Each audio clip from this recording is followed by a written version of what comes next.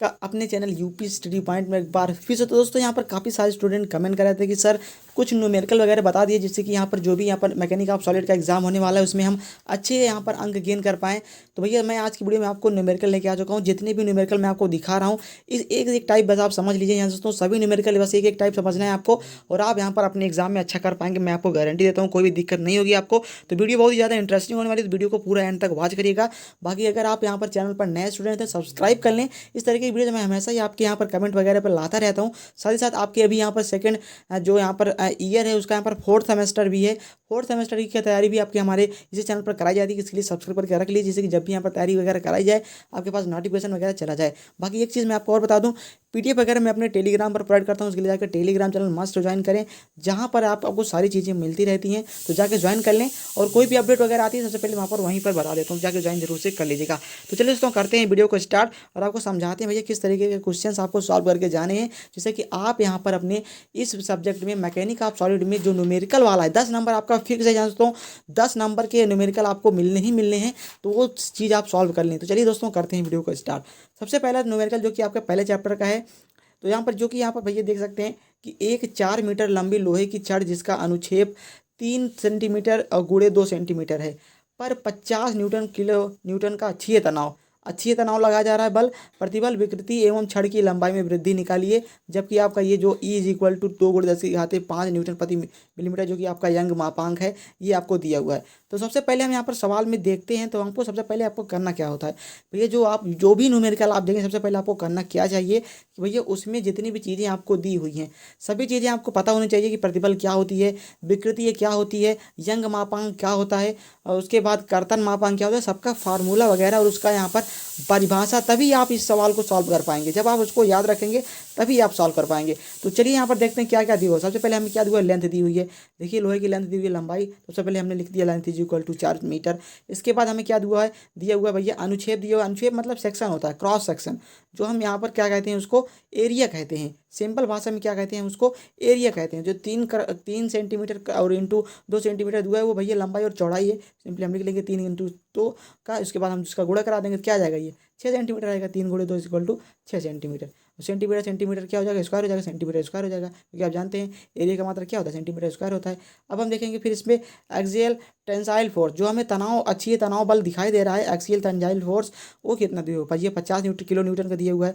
तो बस इतनी चीज़ें हमें दी हुई हैं। अब हमें ज्ञात क्या करना है, प्रतिबल को हम किससे दर्शाते हैं भैया, सिग्मा से दर्शाते हैं, इसलिए हम सिग्मा लिख दिए इज इक्वल टू, हमको इसको याद करना है। इसके बाद विकृति क्या है भैया, आपका स्ट्रेन है, strain is equal to small e से प्रदर्शित करते हैं, इसको हमको दर्शाना है। उसके बाद लंबाई में वृद्धि जो कि डेल्टा एल होता है, डेल्टा एल चाहे आप स्मॉल में लिखें या कैपिटल में लिखें, इसको फाइंड करना है। ये 3 चीज़ें आपको फाइंड करनी है। तो इसी तरीके से जब आप क्वेश्चंस को देखें तो उसमें जो भी चीज़ें आपको पहले दी हुई हैं उसको आपको लिखना है, उसके बाद जो फाइंड करना है उसको लिखना है, और बस आप यहाँ पर आसानी से कर पाएंगे। सिंपली आप यहाँ पर देखिए यंग मापांक का फार्मूला भी दिया हुआ है, अरे मतलब उसका मान दिया हुआ है इज इक्वल टू, इतना आपको रखना है। तो बस जब आप फार्मूला याद रखेंगे तुरंत आपका ये एकदम 100% हो जाएगा। अब आप जानते हैं स्ट्रेस मतलब प्रतिबल की जो यहाँ पर परिभाषा क्या होता है, बल बटा क्षेत्रफल। बल और क्षेत्रफल दोनों चीज़ दी हुई है। 50 किलो न्यूटन यहाँ पर बल दी हुआ है, किलो न्यूटन दी हुई है, तो इसको हम न्यूटन बना देंगे। तो 1 किलो न्यूटन इक्वल टू कितना होता है, 10⁻³ न्यूटन होता है। तो 50 इक्वल टू कितना हो जाएगा, 50 × 10⁻³ हो जाएगा। तो बस हमने यहाँ पर सिंपली लिख लिया क्या कि भैया हमने लिख लिया यहाँ पर इसका कि 50 × 10⁻³ 50 किलो न्यूटन है, इसलिए हमने यहाँ पर पूरा 50 इसको लिख लिया है। थोड़ा हम इसको छोटा कर देते हैं फिर, जिससे कि आपको अच्छा से दिखाई दे। तो यहाँ पर आप देख सकते हैं 50 किलो न्यूटन हो गया। अब यहाँ पर आप देखिए एरिया हमको कितना पता था, 6 पता था, 6 आपको पता था ना। इसके बाद हम किस में ज्ञात करना है भैया, इसको सेंटीमीटर में दिया हुआ है, लेकिन हमको यहाँ पर अभी हमको पता है कि ये जो आपका यंग मापांक दिया हुआ है, यहाँ पर आप देखिए ये कितना दिया हुआ है, 2 × 10⁵ कितना न्यूटन प्रति मिलीमीटर स्क्वायर। तो आपको सिंपली एक ही इकाई में करना है, ऐसा नहीं कि मिलीमीटर सेंटीमीटर चेंज करने लगे तो ज़्यादा दिक्कत होगी। यदि हम सेंटीमीटर को मिलीमीटर चेंज करेंगे तो जल्दी हो जाएगा, तो हम इसे क्या कर लेंगे, सेंटीमीटर में चेंज कर लेंगे। तो ये हो जाएगा 50 × 10⁻³ और 6 × 10 mm हो जाएगा, जो कि इसका स्क्वायर। अब जानते हैं कि 1 सेंटीमीटर बराबर कितना 1 सेंटीमीटर कितना mm होता है, 10 mm होता है, लेकिन हमें क्या पता है सेंटीमीटर स्क्वायर, तो हम इसके 10 का स्क्वायर कर देंगे। बस ये जगह 50 × 10⁻³ 3/6 × 10। अब बस हम देखेंगे तो भैया ये 10 की स्क्वायर है और यहाँ पर 10 का क्यूब है, तो स्क्वायर से क्यूब कट जाएगा, तो यह जाएगा 50 × 10 और आप अपॉन में 6 आ जाएगा। बस इतना 10 अपॉन में 6। अब हम देखेंगे भैया इसका गुणा करा देंगे तो ये कितना हो जाएगा, 50 और इंटू 10 कितना हो जाएगा 500 हो जाएगा बटे 6। 6 से आप भाग देंगे तो 6 अठे 48 और 6 3 18, फिर 6 3 18, 6 3 18, इस तरह से 83.33। और मात्रा क्या आ गया, ऊपर न्यूटन नीचे मिलीमीटर स्क्वायर, तो न्यूटन प्रति मिलीमीटर स्क्वायर आपका ये आंसर आ गया। जो कि आपका यहाँ पर हमने क्या भी निकाल लिया, प्रतिबल हमने निकाल लिया, प्रतिबल हमको फाइंड मिल चुका है। अब हम निकालेंगे स्ट्रेन, विकृति निकालेंगे। विकृति का फार्मूला क्या होता है आप जानते हैं, sigma is equal to e into small e, जो कि आपको फार्मूला ही पता है। तो ई इज इक्वल टू क्या आ जाएगा, सिग्मा अपान कैपिटल ही हो जाएगा ये। बस अब हमको मान रख देना, सिग्मा का मान कितना है 83.33। अभी ई कैपिटल ई का मान हमें कितना दिया हुआ है, 2 गुणे 10 की घात 5 दिया हुआ है। बस अब हम इसको हल कर देंगे। आपके पास जो कैलकुलेटर वगैरह है उससे आप यहाँ पर करिएगा, इसको कैलकुलेटर आपके पास होना चाहिए। तो बस आप इससे कर लेंगे। तो बस इसका जब मल्टीप्लाई कराएंगे तो भैया इज इक्वल टू कितना आएगा 4.16 इंटू 10⁻⁻6 यही आपका जो राइट आंसर हो जाएगा। अब अगला है भैया जो कि आपको यहाँ पर डेल्टा एल निकालना था, जो लंबाई में वृद्धि निकालनी थी, उसको यहाँ पर किस तरीके से करेंगे। तो एफ इंटू एल अपान ए इंटू ई हो जाएगा, ये इसका फार्मूला, जो कि आप जानते हैं एफ इंटू एल इंटू अपान ई अपान इसका फार्मूला होता है। तो एफ का मान हमें पता है 50 गुणे 10 की घाते 3 इंटू 10 गुणे 10 की घाते 3, जो कि आपका यहाँ पर ये हो गया एल का मान, जो कि अभी हमने आपको बताया था एल का मान उसमें दिया हुआ था। कितना दिया हुआ है यहाँ पर आप देख सकते हैं 4 mm दिया हुआ है एल का मान, लेकिन हमें मीटर में दिया है, इसके लिए हम यहाँ पर मिलीमीटर बदलेंगे। तो 1 मीटर इज इक्वल टू कितने मिलीमीटर होता है 10 घाते 3 मिलीमीटर होता है। इसको हम बदल देंगे, ये हो जाएगा 4 इंटू 10 की घाते 3 और अपॉन में 6 इंटू 10 की घाते 2 और इंटू 2 इंटू 10 की पावर 5, जो कि हमें यहाँ पर क्या है ई का मान है 2 को 10 की घाते 5 होगा। उसके बाद जो हमें ए का मान पता था वो कितना था 6 पता था, लेकिन हमको मिलीमीटर बदलना 10 की घाते 2 ये हो जाएगा। अब बस हम देखेंगे अगर ध्यान से, तो ये 10 की घाते 5 है, जैसे 10 की घाते 2 है, ऊपर 10 की घाते 3 है, 10 की घाते 3 है, 3 और 3 कितने हो गया 6 बटे में 10 की घाते 6 और बटे 10 घाते 7 ये। अब अगर काटेंगे इसको तो ऊपर 10 की घाते -1 बच जाएगा, तो 50 और गुणे 10 की घाते -1 और इंटू 4। अगर हम शॉर्ट में इसको हल करें तो ये हो जाएगा 200। 50 और 4 गुणा हो जाएगा कितना हो जाएगा 50 चौके 200, 200 इंटू 10 की घाते -1 और नीचे कितना बचा है 6 इंटू 2 और 2 से हम इसको कर देंगे तो ये जाएगा 100, सीधे 100 हो जाएगा। अब आप जानते हैं कि 100 और 10 की घाते 10 की घाते -1 मतलब 1/10, 1 से 0 1 0 कट जाएगा, ये गया 10 आ गया और बटे में कितना आ गया, ये आ जाएगा 10 बटे में कितना आ गया भैया 6 आ गया। अब इसको हम काट देंगे 5/3। अब हम इसको भाग दे देंगे सिंपली, 3 1 कम 3, 3 से 18, 3 से 21, ये आ गया इतने mm, delta L equal to इतना mm आपका आ गया। तो इस तरीके से आप यहाँ पर सॉल्व करिएगा, तभी आपका यहाँ पर ये सॉल्व हो पाएगा। तो फ्रेंड यहाँ पर हमने सिंपली डेल्टा एल जो कि इसका मान दिया हुआ है यहाँ पर आप देख सकते हैं इस तरीके से 50 इंटू 10⁻³ इंटू 4 इंटू 10⁻³ अपान में 6 इंटू 10⁻², मतलब हमने इसको सॉल्व कर लेना है। बस यहाँ से ऊपर हमने आपको बताया ये कि यहाँ पर 10 की घाते 3, फिर 10 की घाते 3 मतलब कि 10 की घाते 6 पूरी घात हमको जोड़ लेना है। इसके बाद 10 की घाते 2, 10 की घाते 5, ये हो गया 10 की घाते 7। तो 7 अगर 6 जाएगा तो माइनस में आ जाएगा, तो 10 की घाते -1 हो जाएगा। अब हम सिंपली यहाँ पर गुणा करा देंगे 50 और 4 का, तो ये हो जाएगा 200 और इंटू में 10 की घाते -1 और बटे में 6 इंटू 2, तो 2 से हम इसको काट देंगे, दिया जाएगा 100 इंटू 10 की घाते -1 मतलब कि 10 बटे में 6, ये हो जाएगा 5/3। उसके बाद इसको जब हम सॉल्व करेंगे दिया जाएगा 1.67 mm, यही हमारा जो कि राइट आंसर हो जाएगा। अब अगला हम चलिए देखते हैं भैया फोर्स को न्यूटन में, लेंथ जो कि यहाँ पर हमारी mm में होगी।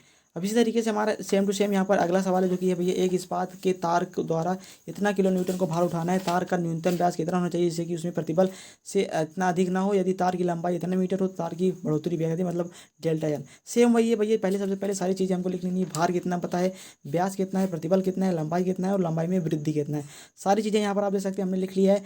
भार हमें 202.5 किलो न्यूटन पता है, व्यास इसका ज्ञात करना है, डायमीटर इसका निकालना है, अगले में हमको दिया था इसमें हमको निकालना है। अगला यहाँ पर जो कि हमें प्रतिबल इसका दिया हुआ है, प्रतिबल उसमें हमने निकाला था लेकिन इसमें दिया हुआ है, लेंथ हमको दी हुई है, लंबाई में वृद्धि हुई, डेल्टा एल हमको निकालना है। तो 2 चीज़ें हमको निकालनी है, एक व्यास निकालना है और एक हमको यहाँ पर डेल्टा एल निकालना है। तो हमें अगर यहाँ पर सारी चीज़ें पता होंगी तो हम यहाँ पर फार्मूला अगर हमें पता है तो हम सारी चीज़ निकाल सकते हैं। तो एज इक्वल टू क्या होता है पाई आर स्क्वायर होता है, किसी भी बेलनाकार वस्तु का क्या होता है पाई आर स्क्वायर होता है, लेकिन हमें क्या यहाँ पर पता है, हमें डायमीटर पता है तो डी होता है, और डी इक्वल टू क्या होता है 2r होता है। तो आर इक्वल टू क्या हो जाएगा d/2 हो जाएगा। यहाँ से आप अगर हम रिलेशन आपको दिखाएं तो D is equal to 2r होता है और आर इज इक्वल टू क्या हो जाएगा d/2। तो हम यहाँ पर आर के स्थान पर लिख देंगे, सिंपली हम यहाँ पर लिखेंगे पाई आर स्क्वायर, ये हो जाएगा पाई आर की वैल्यू हम d और पाई में 2 का स्क्वायर, तो डी हो जाएगा हमारा पाई उसके बाद डी का स्क्वायर डी, 2 का स्क्वायर 4 हो जाएगा, तो पाई डी स्क्वायर बाई 4, यही हमारा जो कि ए हो जाएगा। तो बस हम यहाँ पर फार्मूला रख देंगे sigma equal to F of 1 है। तो एफ की वैल्यू हमें पता है 2.5 × 10⁻³ सिग्मा की वैल्यू हमें पता है क्योंकि प्रतिबल हमें दिया हुआ है, जबकि हम यहाँ पर हमको निकालना क्या है, हमको ए निकालना है, तो ए हम इस साइड कर लेंगे, दिया जाएगा A equal to F by sigma. F की वैल्यू पता है, सिग्मा की वैल्यू पता है, तो हम रख देंगे। सिंपली हम करके पाई डी स्क्वायर इक्वल टू 2.5 × 10⁻³ फिर 100 × 10⁻³, इसको हल करेंगे डी स्क्वायर इक्वल टू हमें मिलेगा 2.5 × 4 100 × पाई की वैल्यू रख देंगे 3.14, सिंपली हम रख देंगे, या फिर 22/7 जो भी आपको सूटेबल रखे आप रख सकते हैं। तो बस हम यहाँ पर इसको रख के जब इसको हम हल करेंगे डी की इक्वल टू आ जाएगा, कुछ वैल्यू आएगी, इसको हम रूट में कर देंगे, तो इसका रूट आ जाएगा 0.178, यही हमारा जो आंसर हो जाएगा। तो फ्रेंड हमें यहाँ पर जब डी पता चल चुका है तब हम सिंपली ये निकाल सकते हैं, डी की वैल्यू रख देंगे, ये हमारी आ जाएगी 0.025, हमें एरिया पता चल चुका है। अब हम सिंपली निकाल लेंगे ये डेल्टा एल में क्या होता है F into L A into e, बस हम फार्मूला रख देंगे और मान रख देंगे, सारी वैल्यू मान रख देंगे, सिंपली हमें डेल्टा एल पता चल जाएगा। तो हमने यहाँ पर 2 टाइप के सवाल देख लिए हैं। अब हम चलिए देखते हैं अपना अगला टाइप का सवाल, जो कि यहाँ पर कुछ इस तरीके से आपसे पूछा जाता है। तो फ्रेंड यहाँ पर अगला सवाल चलिए देखते हैं, जो कि कुछ इस तरीके से, ये भी बहुत ज़्यादा यहाँ पर आपसे पूछा जाता है। तो 2-3 टाइप का मैं एक चैप्टर में करवाऊंगा, बाकी इतनी ही बस आप सॉल्व करके जाइए, 100% आप यहाँ पर सही करके ही आएंगे। तो चलिए देखते हैं यहाँ पर। सबसे पहले यहाँ पर देखिए लिखा हुआ है एक 550 लंबी तांबे की रॉड जिसका यहाँ पर 200 mm हिस्सा 30 mm व्यास का, 200 mm लंबा, 20 mm व्यास का तथा बाकी हिस्सा 10 mm व्यास का है। प्रत्येक हिस्से में प्रतिबल का मान बताओ तथा रॉड का संपूर्ण खिंचाव भी ज्ञात कीजिए। जबकि यहाँ पर भार आपको लोड कितना दिया हुआ है भैया, लोड आपको दिया हुआ है 30 न्यूटन का, यहाँ पर आप देखिए 30 न्यूटन का लगा हुआ है। मानिए कि इज इक्वल टू 2 × 10⁻⁷ न्यूटन प्रति मिलीमीटर स्क्वायर, ये आप देखिए 2012 में भी पूछा भी गया है। तो ये भैया बता दें आपको, ये आपका मॉडुलस मापांक है, वही है सेम टू सेम। अधिकतम विकृति ज्ञात करिए, मैक्सिमम स्ट्रेस स्ट्रेन तथा न्यूनतम विकृति और न्यूनतम। तो यहाँ कुछ इस तरीके से आपका यहाँ पर बॉक्स है, चित्र आप देख सकते हैं, कुछ इस तरीके का आपका यहाँ पर बॉक्स है, पहले बड़ा फिर इससे छोटा फिर इससे छोटा और फिर इससे छोटा। तो इसको सॉल्व करने के लिए सिंपली आपको करना क्या है, सबसे पहले आपको जो जो चीज़ दी है पहले आप वहाँ पर लिख लीजिए। सबसे पहले आप जानते हैं कि पहले में क्या होगा, सिग्मा 1 हो जाएगा, दूसरे में क्या होगा सिग्मा 2 होगा, तीसरे में क्या होगा सिग्मा 3 होगा, जो प्रतिबल है हम इसमें उत्पन्न होगा। पहले हम यहाँ पर सिंपली लिखेंगे कि भैया हमें यहाँ पर क्या याद करना है, ई मैक्स और ई मिनिमम याद करना है, डेल्टा एल तो लंबाई में वृद्धि याद करना है। सबसे पहले हम सिग्मा निकालेंगे, पहले सिग्मा निकालेंगे, सिग्मा इक्वल टू क्या हो जाएगा E into E is equal to क्या हो जाएगा सिग्मा पानी। तो हम सिंपली यहाँ पर ई मैक्स पहले निकाल लेंगे, ई मैक्स, तो ई मैक्स के लिए क्या हो जाएगा सिग्मा मैक्स अपान ई। तो सिग्मा मैक्स कहाँ से मिलेगा भैया, तो सिग्मा मैक्स पहले हम निकालेंगे। चलिए हम यहाँ पर सिग्मा मैक्स निकालते हैं। तो यहाँ पर सिग्मा मैक्स निकालने के लिए क्या करना है भैया, आपको सिग्मा मैक्स आपको यहाँ पर क्या हुआ कि भैया आपको सिग्मा यहाँ पर दिया हुआ है। चलिए मैं दिखाता हूँ आपको कैसे आपको यहाँ पर पता चलेगा सिग्मा मैक्स क्या है। तो सिग्मा मैक्स मैं आपको यहाँ पर चलिए दिखा देता हूँ। तो सबसे पहले आप यहाँ पर क्या करेंगे भैया कि इज इक्वल टू आपको दिया हुआ सिग्मा इक्वल टू क्या हो जाएगा एफ आप आने। तो A1 के लिए क्या हो जाएगा, पहले इसका यहाँ पर इसका जो यहाँ पर वो होगा क्षेत्रफल होगा उसको हम रखेंगे A1 में, सिंपली हम रख देंगे A1 इक्वल टू क्या हो जाएगा π/4। उसके बाद डी स्क्वायर, डी का वैल्यू हमें पता है 5, जो कि यहाँ पर 30 mm दिए हुए हैं, यहाँ पर रख सकते हैं। ये सब चीज़ें आपकी क्या है डी हैं, ये आपको दी हुई है, आपको सिंपली ये रख देना है। 30 का स्क्वायर रख देंगे क्योंकि mm में ही दिया हो, सिंपली यहाँ पर ये A1 आ गया। A2 यहाँ पर आपका इस तरीके से आ जाएगा, फिर तीसरे का रख देंगे तो A3 आ जाएगा। अब हम इसी तरीके से जब हमको A1 A2 A3 पता चल चुका था, हम सिग्मा 1 सिग्मा 2 सिग्मा 3 निकाल सकते हैं कि नहीं निकाल सकते। सिग्मा 1 क्या हो गया एफ अपान A1, एफ का आपका यहाँ पर समान है, सिंपली हम यहाँ पर एफ सेम जब आपका यहाँ पर समान है, यहाँ पर आप देख सकते हैं जो 30 न्यूटन बल का आपको यहाँ पर दिखाई दे रहा है, ये भार का लगा हुआ है, ये सारी जगह समान लगा हुआ है, इसमें कोई भी दिक्कत वाली बात नहीं होगी। तो बस हम एफ का मान वही रख देंगे, एफ इज इक्वल टू हो जाएगा सिग्मा इक्वल टू हो जाएगा सिग्मा 1 इक्वल टू हो जाएगा एफ अपान A1। इसके बाद एफ की वैल्यू सेम रख देंगे, A1 की वैल्यू हमें पता है, A2 की वैल्यू पता है, A3 की वैल्यू पता है, बस हम सेल्फ सॉल्व कर लेंगे। तो हमें इससे सिग्मा 1 मिलेगा भैया, सिग्मा 1 वो इतना मिला, सिग्मा 2 जो मिला हमें इतना मिला, और सिग्मा 3 जो मिला हमें यहाँ पर वो इतना मिला। तो इसमें हम देखेंगे तीनों में जो मैक्स सबसे ज़्यादा जो वैल्यू होगी सबसे ज़्यादा किसकी है, सिग्मा 3 की है, इतना है, यही हमारा क्या हो जाएगा सिग्मा मैक्स हो जाएगा। बस यही अपने आपको यहाँ पर यही देखना है कि जिसकी वैल्यू ज़्यादा होगी वही यहाँ पर वो उसका मान हो जाएगा। तो फ्रेंड यहाँ पर सिग्मा मैक्स जब हमें पता चल चुका है, सिंपली हम यहाँ पर ई मैक्स भी निकाल लेंगे, विकृति मैक्स की सिग्मा मैक्स से ही यहाँ पर ई मैक्स निकलेगा। सिंपली हम यहाँ पर लिख देंगे ई मैक्स इक्वल टू यहाँ पर सिग्मा मैक्स बटे ई, और यहाँ पर हमें इसकी वैल्यू पता चल जाएगी। फिर इसके बाद ई मिनिमम निकालेंगे, तो इसमें से हम देखेंगे भैया सिग्मा जो सिग्मा 1 सिग्मा 2 सिग्मा 3 दिया हुआ है आपको, इसमें से सबसे छोटी वैल्यू किसकी है, सबसे छोटी यहाँ पर सिग्मा 1 की है। तो ई मिनिमम निकालने के लिए सिंपली हम यहाँ पर यही रख देंगे कि यहाँ पर जो सबसे छोटा वैल्यू है उसका मान और ई का मान रख देंगे, तो हमें ई मिनिमम पता चल जाएगा। बस इस तरीके से हमको यहाँ पर निकालना होता है। होता है। अब हम सिंपली वहाँ पर वही फार्मूला लगाएंगे जो हमको यहाँ पर पहले लगाए थे हम तो लंबाई में वृद्धि निकालने के लिए। सिंपली ये हो जाएगा delta L1 plus delta L2 plus L3, क्योंकि हमें 3 पता है तो 3 में निकालना है इस तरीके से। तो भैया जब 3 में निकालना है तो 3 बार रखेंगे ना, तो सिंपली हम रख देंगे वही formula F1 L1 F L1 F L2 F L3 A1E A1 A2E A3, उसके बाद F/E, क्योंकि यहाँ पर सेम है तीनों में, और ई मॉडुल यंग मॉडुलस भी सेम है तो हम उसको कॉमन कर लेंगे F/E। यहाँ से बच जाएगा हमें L1/A1 plus L2/A2 plus L3/A3। तो बस हम यहाँ पर सिंपली मान रख देंगे, F और E का मान रख देंगे, और L1 का मान 200 है, L2 का मान 200 है, L3 का मान 150 है। सिंपली हम जिसका मान रख देंगे और उसको हम हल करेंगे। हल करने के बाद हमें जो डेल्टा L मिलेगा वही उसकी यहाँ पर लंबाई में वृद्धि हो जाएगी। तो 3 टाइप के सवाल बस आपको यहाँ पर मैं बता रहा हूँ, इसी में से आपको यहाँ पर जरूर से पूछा जाएगा। ये 3 टाइप आप लगा लीजिए, 100% आपको मिलेगा। जब आप क्वेश्चन पेपर उठाएंगे तो आपको ज़रूर से यहाँ पर देखने को मिलेगा। अब हम चलिए यहाँ पर सॉल्व करते हैं अपना अगला टाइप, भी कुछ इस तरीके से है। इसमें मैं आपको नेक्स्ट चैप्टर से यहाँ पर सॉल्व कराने वाला हूँ। तो फ्रेंड्स सिर्फ और सिर्फ हम इंपॉर्टेंट क्वेश्चंस ही सॉल्व करेंगे, कोई ऐसे इधर उधर का क्वेश्चन सॉल्व बिल्कुल से नहीं करेंगे। तो यहाँ से आप देखिए यहाँ पर इंपॉर्टेंट लिखा हुआ भी वो है मिक्स पॉइंट एंड यूडीएल, क्योंकि पॉइंट और यूडीएल दोनों मिक्स करके ही आपसे एग्जाम में पूछता है। तो दोनों जिसमें मिक्स होगा वही क्वेश्चन हम सॉल्व करेंगे, इसके अलावा कोई भी क्वेश्चन सॉल्व नहीं करने वाले हैं। क्वेश्चन आपको दिया हुआ है एक इतना लंबे कैंटिलीवर पर स्वतंत्र सिरे से इतने लंबी लंबाई तक इतना न्यूटन का समवर्धित भार यूडीएल लगा हुआ है। उस पर स्वतंत्र सिरे से इतने मीटर की दूरी पर एक 30 किलो न्यूटन का बिंदु भार भी लगा हुआ कैंटिलीवर के लिए कर्तन बल आरेख तथा नमन बल आरेख खींचना है।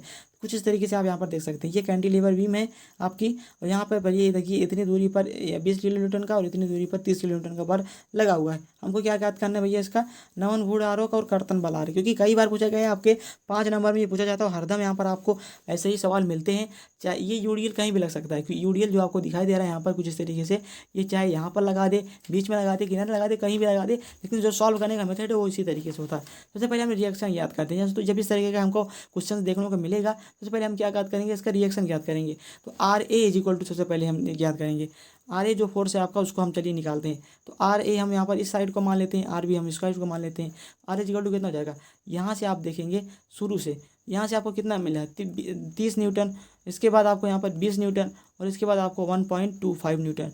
ये इस तरीके से, तो सॉरी 1.25 जो आपकी दूरी है, क्योंकि आप जानते हैं बल गुणे दूरी ही यहाँ पर इसका जो यहाँ पर होता है बल होता है, न्यूटन प्रति मीटर होता है जो आपका यहाँ पर इसमें नमन होता है। तो यहाँ पर पहले हम 30, हमको 30 तो ऐसे ही दिया हुआ है। 20 वाले में आप देखिए इसकी दूरी भी दी हुई है, यहाँ पर 1.5 इंटू 1.5 दिया हुआ है यहाँ से यहाँ तक वाला। तो सिंपली हम यहाँ पर रख देंगे, तो ये हो जाएगा 55 किलो न्यूटन यहाँ पर हमारा जो रिएक्शन आ जाएगा। अब हम देखेंगे calculation for shear force, shear force के लिए calculation, shear force till beyond point B पर हम यहाँ पर देखेंगे। तो आप यहाँ पर देखिए जो ये है भैया आपका टिल पॉइंट बी है आपका, ये बी वाला है। बी वाला जब हम देखते हैं तो इस साइड हम देखते हैं जितने भी फोर्स हमको अप्लाई कर रहे हैं, जितने भी दिखाई दे रहे हैं, देखिए कौन से फोर्स दिखा रहे हैं। यहाँ पर कोई भी फोर्स नहीं है तो यहाँ पर बी जो कि हो जाएगा शेयर फोर्स यहाँ पर 0 हो जाएगा। अब जो कि हम देखेंगे फिर से shear force at point B पर भी देखेंगे, पहले बी की साइड देखेंगे, बी तक का यहाँ पर कितना फोर्स लग रहा है, फिर बी पर देखेंगे, बी पर भी कोई फोर्स लग रहा है नहीं लग रहा है भैया, तो यहाँ पर भी 0 हम लिख देंगे। अब आगे देखेंगे टिल पॉइंट सी, टी से सी से पहले, सी तक नहीं, सी से पहले देखेंगे। सी से पहले हम यहाँ पर देखेंगे इस पॉइंट तक, तो यहाँ से हम देखेंगे भैया यहाँ पर एक फोर्स लग रहा है जो कि यहाँ पर कितने का है, आप देखेंगे तो भैया यहाँ पर जो बी से पहले सी तक लग रहा है वो कितने न्यूटन का बल लग रहा है, तो 20 का है। और 20 की दूरी कितनी है भैया 0.25 है, ये 0.25 है। सिंपली हम रख देंगे, तो ये हम करेंगे माइनस में, क्योंकि यहाँ पर आप देखिए ये ऊपर की ओर लग रहा है, तो माइनस में हो जाएगा 20 इंटू 0.25, इसको गुणा कराएंगे तो ये जाएगा -5 न्यूटन, ये माइनस में आ गया। आगे हम देखेंगे फिर, अब एट पॉइंट सी देखेंगे, सी पर ही देखेंगे, तो इससे पहले हमें कितना मिला -5 मिला, और एट पॉइंट सी पर आप देखिए 30 किलो न्यूटन का ऊपर दिखाई दे रहा है कि नहीं दिखाई दे रहा है, 30 न्यूटन ये भी माइनस में होगा, और -5 तो -30 और -5 मिलकर कितने जाएंगे -35 हो जाएंगे। सिंपली हम यहाँ पर लिख देंगे -35 किलो न्यूटन। अगला भैया टिल पॉइंट डी, अब हम डी से पहले देखेंगे, अब तक हम यहाँ पर क्या सी तक देख लिए हम, डी से पहले देखेंगे, डी से पहले तक सी तक यहाँ तक हमें कितना मिला था -35 मिला था। यहाँ से डी के पहले तक कितना लगा हुआ है, डी के पहले कितना लगा हुआ है -20 लगा हुआ है, और इनके बीच की जो दूरी है वो कितनी है भैया 1 है, यहाँ पर आप देख सकते हैं 1 है। तो सिंपली हम यहाँ पर रख देंगे 20 × 1, ये दो माइनस में, दोनों माइनस में, -35 -20 कितना हो जाएगा, -55 हो जाएगा। आगे हम देखेंगे एट पॉइंट डी पर भी यहाँ पर -55 ही लगेगा, यहाँ पर आप देखिए कि एट पॉइंट डी तक यहाँ पर क्या है, -55 ही है, इसके बाद तो कुछ लग नहीं रहा थी, -55 ही हो जाएगा। अब आगे हम देखेंगे कि भैया जो एट पॉइंट ए है इस पर कितना लग रहा है, क्योंकि ए तक तो वही लगेगा, -55 ही लगेगा, आप देख सकते हैं, और कोई भी फोर्स लग ही नहीं रहा है यहाँ तक, तो ए तक यहाँ वही लगेगा। तो एट पॉइंट ए भी हम देखेंगे तो वही लगेगा, -55 है, और यहाँ पर प्लस आर ए की वैल्यू कितनी है भैया, +55 है, अभी हमने यहाँ पर निकाला भी था। तो ये +55 और -55 मिलकर क्या हो जाएंगे, 0 हो जाएंगे, क्योंकि आर ए पर क्या हो जाता है, सब कुछ 0 हो जाता है, ये 0 हो गया। कैलकुलेशन फॉर बेंडिंग मूवमेंट, अब बेंडिंग मूवमेंट याद करने के लिए पॉइंट बी पर हम देखेंगे, पॉइंट बी पर आप देखिए कोई भी आपको फोर्स नहीं दिखाई दे रहा होगा। सो फ्रेंड यहाँ पर आप देखिए पॉइंट बी पर आपको कोई भी फोर्स बिल्कुल से भी नहीं दिखाई दे रहा है इस पॉइंट बी पर, तो इसलिए हम यहाँ पर जो नमन हुड़ा का आलेख में बेंडिंग मोमेंट में रखेंगे, वो भी बी की वैल्यू क्या आ जाएगी, 0 आ जाएगी। टिल पॉइंट सी तक देखेंगे, अब सी तक देखेंगे तो यहाँ पर भैया सी तक तो लग रहा है 30 किलो न्यूटन, उसके पहले 20 है, तो वहाँ ये लिखिए -20 और इंटू 0.5, क्योंकि बल गुणे की रेखा से दूरी इंटू गिरी रेखा की दूरी बटे 2, तो दोनों को हल करेंगे 0.02565 आ जाएगा। इसके बाद at point C, till point C तक देखेंगे तो इतना मिला, एट पॉइंट सी देखेंगे तो -20 इंटू 0.25 इंटू 25 इंटू -30 इंटू 0, 30 के बाद दूरी कितनी है, अब यहीं पर देखेंगे तो यहाँ से दूरी कुछ भी नहीं है, 0 है, तो हम 0 रख देंगे। 30 का मतलब मान जो भी मान आएगा 30 वाला तो 0 हो जाएगा, तो फिर से हमें यहाँ पर मिल जाएगा कितना, -6.25 ये मिल जाएगा। अब till point at point D देखेंगे तो हमें यहाँ पर इस तरीके से मिलेगा, कि यहाँ पर हम इसके पहले कितना निकाल चुके हैं, इतना मिल चुका है, -0.25 इंटू 1.25 इंटू, फिर यहाँ पर इसके बटे में कर देंगे, और माइनस में 30 इंटू इसके बीच की दूरी कितनी हो जाएगी, 1 हो जाएगी, यहाँ पर 1 है, ये आप देख सकते हैं। तो भैया यहाँ से जब निकालेंगे तो ये हो जाएगा 30 इंटू 1, तो बस हम इसको सॉल्व कर लेंगे, तो ये हो जाएगा -45 इंटू 6.25।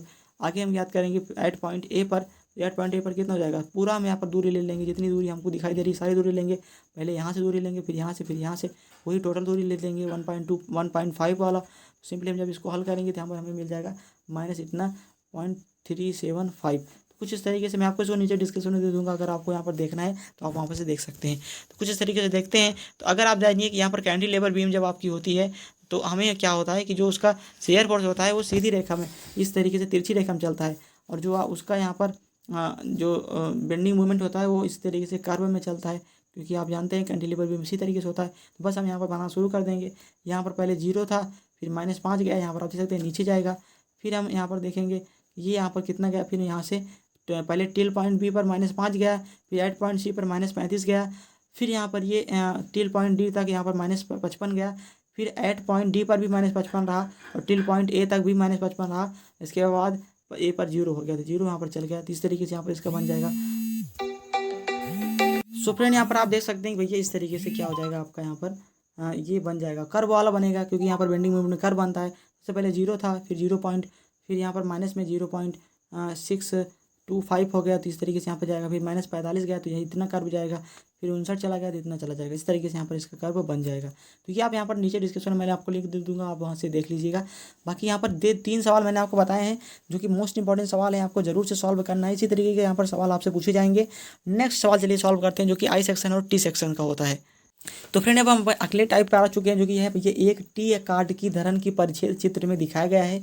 इस पर 3.4 किलो न्यूटन मीटर का अधिकतम नमन आघूर्ण लगा है। तो इसमें उत्पन्न अधिकतम प्रतिबलों के मान एवं प्रकृति ज्ञात कीजिए। कुछ इस तरीके से आपको यहाँ पर दिया जाता है। कभी कभी आई सेक्शन पूछ लिया जाता है, कभी कभी टी सेक्शन दिया जाता है। तो इसको सॉल्व करने के लिए क्या किया जाता है, पहले यहाँ पर इसको हम काट लेते हैं बीच में से इस तरीके से। इसके बाद एक रेफरेंस लाइन मान लेते हैं, इस साइड से एक रेफरेंस लाइन मान लेंगे। उसके बाद हम इसको सॉल्व करना शुरू करेंगे। चलिए देखते हैं किस तरीके से सॉल्व होगा। तो बेंडिंग मूवमेंट आपको दिया हुआ है 3.4 किलो न्यूटन। टेंसाइल स्ट्रेंथ आपको सिग्मा 1 ज्ञात करना है, कंप्रेसिव स्ट्रेंथ सिग्मा सी ज्ञात करना है। तो बेंडिंग मूवमेंट इक्वेशन हम क्या करेंगे, एम बटे आई से is equal to sigma by Y. Sigma is equal to क्या जाएगा, एम आई बटे एम आई। बस हम यहाँ पे पहले ज्ञात करेंगे। सबसे पहले हम क्या करेंगे भैया, टी सेक्शन के लिए वाई एक्सिस पर सिमेट्रिक होता है, क्योंकि आप जानते हैं टी सेक्शन के लिए वाई एक्सिस पर क्या होता है, सिमेट्रिक होता है, समांतर होता है। तो ये सिग्मा, तो ये हो जाएगा x bar equal to 0, Y equal to क्या हो जाएगा, वाई इक्वल क्या हो जाएगा A1 y1 plus A2 y2, जो कि आपकी लंब अक्ष की परिमेय है, बटे A1 प्लस A2। बस हम उसका मान रख देंगे जो भी हमें दिया हुआ है। ये जाएगा 75। हमका A1 का मान हमें कितना दिया हुआ था, यहाँ पर आप देख सकते हैं A1 का मान जो हमें दिया हुआ है, A1 किसकी होगी, A1 इसका होगा, इसका यहाँ पर क्षेत्रफल होगा। तो A1 हम निकालेंगे।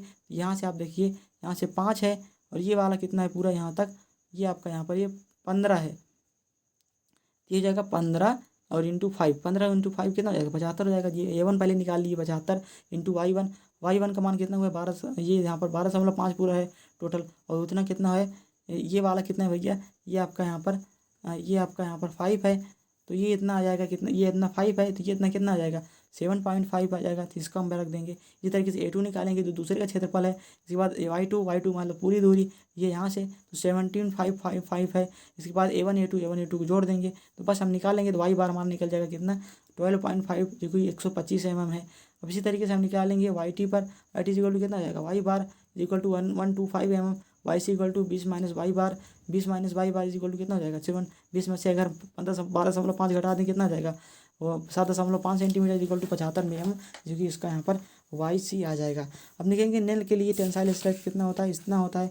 तो सिंपली यहाँ पर सिग्मा T इक्वल टू क्या आ जाएगा, M इंटू YT अपन आई, M की वैल्यू हमें दी हुई है, YT कितनी है जो कि मैंने अभी निकाला है, यहाँ पर आप देख सकते हैं Y बार, और यहाँ पर I की वैल्यू हमें पता थी, तो सिंपली हम यहाँ पर रख देंगे, ये आ जाएगा हमारा 8 न्यूटन। अब हम यहाँ निकालेंगे एक्स एक्सिस के लिए, तो IXS1 plus equal to ICC plus AH square, जो भी आपका। तो फ्रेंड यहाँ पर ये इस तरीके से होगा। तो ICC क्या होता है, ICC मतलब कि उसकी BD/12 जो कि फार्मूला होता है AH स्क्वायर, A1 हो जाएगा, H स्क्वायर की वैल्यू क्या हो जाएगी Y बार माइनस Y1 होल स्क्वायर। बस हम इसका मान रख देंगे, सभी का मान रख देंगे और इसको हल कर लेंगे तो इतना मिल जाएगा। इसी तरीके से IXX2 निकालेंगे, SX2 फिर यहाँ पर BD³ निकालेंगे तो DB³ हो जाएगा, यहाँ से DB³/12 रख देंगे, और फिर से हम यहाँ पर A2 की वैल्यू रख देंगे और Y बार माइनस Y1 की वैल्यू रख देंगे, फिर से ये हो जाएगा हमारा इतना आ जाएगा। फिर हम IX निकालेंगे, दोनों को जोड़ लेंगे। तो फिर यहाँ पर IXS क्या हो जाएगा, IXS1 प्लस IXS2, तो दोनों को हम जोड़ेंगे, IXS1 की वैल्यू और IXS2 की वैल्यू, ये हमारी IXS की वैल्यू आ जाएगी इतना, क्योंकि हमने आपको दिखा दिया है यहाँ पर इस तरीके से।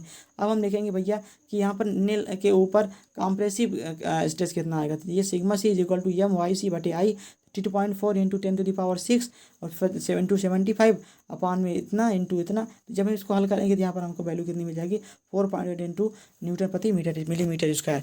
तो बस यहाँ पर इतने ही आपको सवाल यहाँ पर सॉल्व करके जाने। एक मैंने आपको I सेक्शन का सॉल्व करवा दिया, सॉरी T सेक्शन का करा दिया, आप I सेक्शन का कर लीजिएगा। और उसके बाद जो 3 सवाल मैंने ऊपर बताए हैं, जो आपको बीम वाला बताए हैं, ये इतने सवाल आप इतने टाइप के अगर सॉल्व कर लिए तो आप अपनी क्वेश्चन पेपर में हमेशा यहाँ पर सॉल्व कर पाएंगे। बाकी ये PDF मैं अपने टेलीग्राम चैनल पर प्रोवाइड करा दे रहा हूँ, जाके वहाँ से डाउनलोड कर लीजिएगा, वहाँ से आप अपनी स्टडी कंप्लीट कर लीजिएगा। तो आइए आपको जरूर से वीडियो पसंद आएगी, पसंद आए वीडियो को लाइक के साथ अपने दोस्तों में शेयर कर दीजिएगा। तो चलिए दोस्तों मिलते हैं किसी नई वीडियो में, तब तक के लिए बने रहिएगा हमारे चैनल पर। जय हिंद, वंदे मातरम।